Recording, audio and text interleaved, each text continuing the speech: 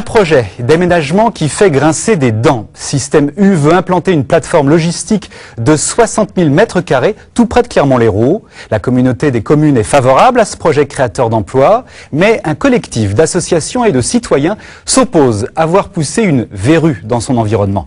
Reportage Sandrine Navas et Sylvie Bonnet.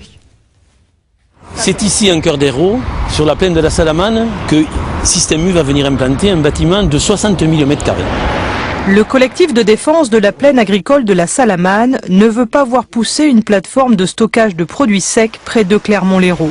Le projet est porté par Système U, déjà implanté à Vendargues. Pour l'enseigne, il s'agit cette fois de bâtir à côté de l'A75 des entrepôts d'où partiraient plus d'une centaine de camions aux heures de pointe pour desservir tout le Grand Sud. Clairement, on nie pas l'impact environnemental d'un bâtiment de cette taille et d'une activité de cette ampleur à l'endroit où on va l'installer. 600 mètres de largeur sur 100 mètres de profondeur, 150 à 200 personnes qui y travaillent, il y a un impact. Mais la réponse qu'on peut faire, je dirais aux riverains, c'est que ces impacts, on est habitué et on sait les gérer. On a un beau projet à Vendargues qui en est la preuve.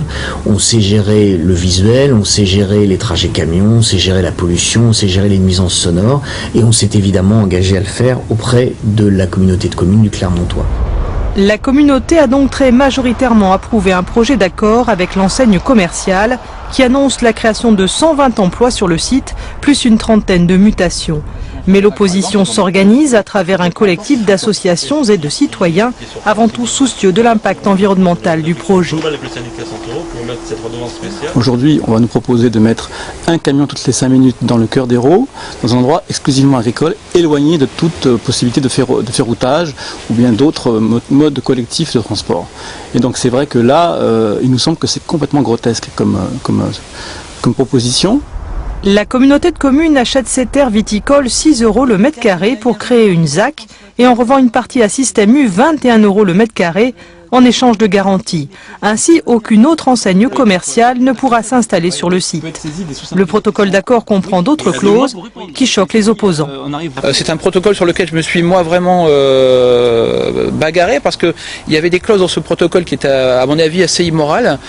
Il y avait la taxe d'ordure ménagère sur laquelle le Système U est exonéré. C'est la seule entreprise du territoire qui en serait exonérée alors qu'il y a des commerçants et artisans qui ont leur propre filière d'élimination de déchets mais qui paient malgré tout la taxe. Et puis surtout la fiscalité.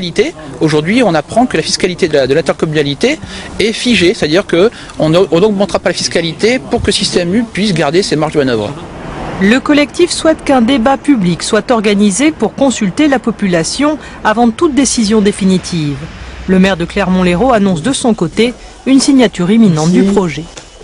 De toute façon, j'en ai l'habitude, à chaque fois que je fais un projet à Clermont, un projet important, je consulte la population, je discute avec eux, je leur propose le projet et on parle.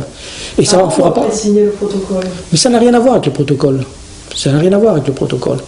On discutera après la signature du protocole. Nous sommes dans une région, dans une micro-région où l'emploi est difficile, où le taux de chômage est supérieur à la moyenne départementale. Et donc, faire venir cette centrale logistique de Système U est une aubaine pour nous, dans notre cœur d'Hérault. Pour créer des emplois, les opposants défendent sur le même terrain un projet alternatif à vocation agricole. Système U prévoit de s'installer dès 2011. Pour cela, une révision du plan local d'urbanisme est nécessaire.